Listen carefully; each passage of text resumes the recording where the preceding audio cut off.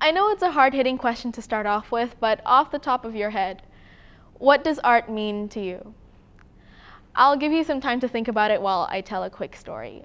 So a few weeks ago, while I was brainstorming for this very event, I was sitting in bed at 3 a.m., headphones on, Groove is in the Heart by Delight was playing when my eyes started to trace the room. I stared at this wall hanging that I had brought home from Vietnam, this really cool painting my dad had given me when we moved into our current home 4 years ago. There was a pile of clothes laying on the floor because I had just gone out the day before, and that's the inevitable consequence of a teenage girl trying to put together an outfit. There was also makeup cluttered all over my desk, which was why I was working in bed in the first place. Anyway, why am I mentioning all of these seemingly irrelevant items? Well, all of these things were different forms and manifestations of art effortlessly becoming the focus of my surroundings. Now, let's go back to my previous question. What does art mean to you? I'm guessing that by a snap judgment, many of you probably thought, art plays no role in my life. It means absolutely nothing to me. But I know for a fact that that simply isn't true. I am certain that if I, at 3 a.m. alone in my room, can spot so much art that I know is important to me simply by a glance, I know that you must be able to find some in your own life that means so much more to you than it ever could be through someone else's eyes. Which brings me back to a time of difficulty for all of us, I'm sure, and that is early adolescence. Aside from the occasional voice cracks and breakouts, I was having an existential crisis about leaving my childhood behind. When I was younger, I dreamt of how cool it would be to live as an adult. No bedtimes, no homework, no one telling me what to do. It would be complete freedom. But the further along the line I went, the more I wanted to go back. At that point, I realized that with age comes pressure, responsibility, and loss. Unfortunately for me and, well, everyone else, that stage in our lives would arrive and never end. And so the question came naturally, what is so great about growing up? With that revelation, my self-doubt and anxiety skyrocketed, bearing in mind that each second was one closer to a nightmarish, inconceivable reality. Then came along an opportunity. Those who were in the IB program, they're familiar with the torture that is the personal project, a 3,000-word report on a project of your choice. Now, I took this as an opportunity to reinterpret what I was feeling and transform it into something else. I wanted to translate my anxiety into a visual representation of the fears of growing up. Not only my own fears, but also those of 50 other people, complete strangers, ranging from ages 9 to 21 that I sought out online through Omegle. Please excuse my lapse in judgment. I know that may not have been the most kid-friendly mode of communication, but keep in mind, this was midway through the pandemic, and this was the most accessible and easy way for me to find my interviewees. Anyway, it's hard to explain an 8-month-long thought process, but I'll try and keep it brief.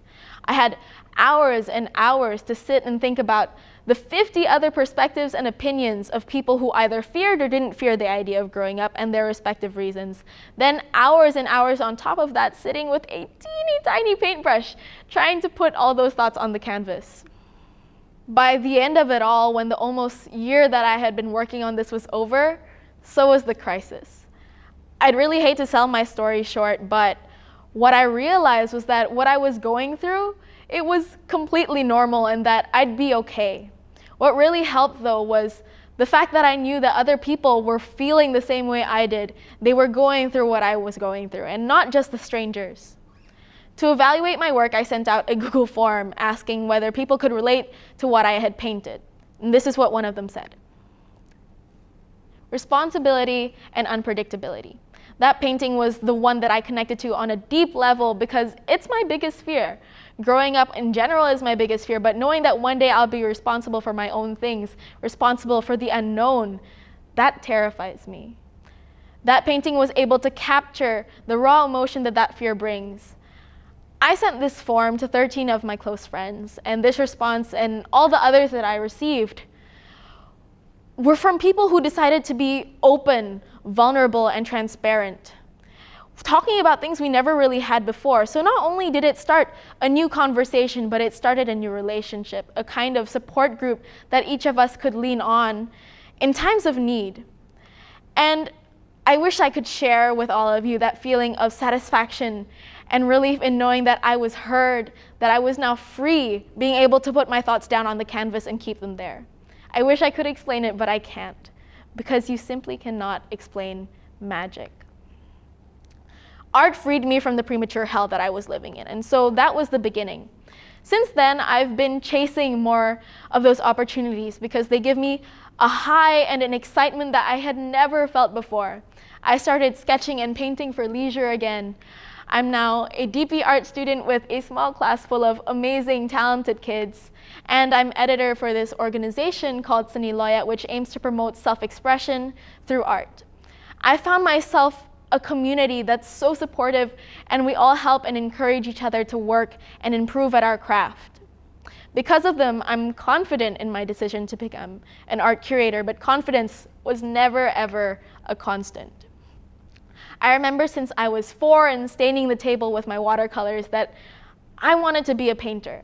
Years after that, whenever we were asked the same annual question, I always answered, I want to be a painter. Then boring rationality started to kick in. And so I chose a career that I thought was more realistic at the time, and that was interior design. I was 10. The first year or so that this was my decision, my parents never really said anything, but then small comments started to roll around. They asked me to think about it a bit more and suggested that I explore other career paths that I might be interested in, just to be sure. But those were just nudges. This was the punch. My mom told me about how few people who choose jobs like this actually end up big and successful, that they have to be the best of the best to make it, to survive. That's what stuck, and that's what scared me. So once again, I settled for something else. Architecture. I'd be creating a necessity and thought that I'd be able to live off of this. Then came my grandparents. For them, I had 3 options: lawyer, doctor, or disappointment. The comments, they bothered me, but not so much so that I was willing to comply. As I started taking courses, reading through books about the subject, I started to have an unsettling feeling in my gut, and that was the thought that I'd be doing this for the rest of my life. Architecture is cool, I appreciate the art of it all, but it doesn't excite me as much as I thought it did. Now I was a sophomore with no idea what to do with her life again. We were back at square one, but I was lucky enough to soon come across art curatorship, and that high, that feeling of excitement, it came back. I'd get to work at museums, I'd plan collections, galleries, exhibitions, and work with artists to develop all of this. It may sound lame to you, but it truly is the dream. What sucks, though, is the idea that this is still the easier choice. It's the safer option. Even though I'm not interested in pursuing interior design or painting as a career anymore, I still don't think I'd have the courage to do so. The thing is, I don't want to be questioned about my decision for the rest of my life, nor do I want to be 40 refusing to accept the idea that people may have been right, that I wasn't the best of the best, that I should have gone into STEM, or that I wouldn't be able to survive off of what I was doing. Why is it that general society is so adamant about the idea that creative careers are useless? Let me tell you, the stereotypes had been built over decades. First, people assume that artists, they don't make a great living. Historically, they do not. And because of this, they assume that we are lazy, that we mooch off of other people and require a safety net. There also comes the idea that art is just about showmanship, because those who receive the most press, the most attention, and the most money, they have big eccentric personas, say like Dali, Warhol, or Picasso. It becomes more so about the reputation than their actual work. Lastly, the arts are looked down upon because for the majority of people, it just isn't as important as surviving day to day. An artist isn't as valuable to society, so they think. Especially if you consider, though, the movement, the modern art movement, when pretty much anyone could be an artist. These are the overarching stereotypes and ideas that stand in front of the truth. Listen, I can completely understand these kinds of perspectives because unfortunately I used to be one of those people, and I was convinced that they were true. But you know what? People can follow two different kinds of career paths, one driven by money and one by love. People aren't the same as horses in that you can't dangle a crunchier carrot or wield a sharper stick to make them move. Sometimes it's more complicated than that. Those who are intrinsically motivated live by the motto, money can't buy happiness. It's a very popular cliche and something that many of us may not ever be able to fully understand. I certainly don't. But the thing is, I've gotten a glimpse of that kind of fulfillment. And because of that, from there, I can only ask on our behalf, that is, the people who choose to keep chasing an unconventional dream, for your respect. People choose the arts because of its ability to set the world in a slightly or entirely different direction depending on how it's received. It's a natural vent for things that really shouldn't be pent up, and it's also a portal from another world. It provides an escape from reality. There are several other reasons why people choose this path and this life, but we don't need any of them other than the fact that it gives us a sense of purpose. So don't worry on our behalf. We're aware of the hardships in this field. We're told them every day. We hear it all the time, and yet we choose it anyway.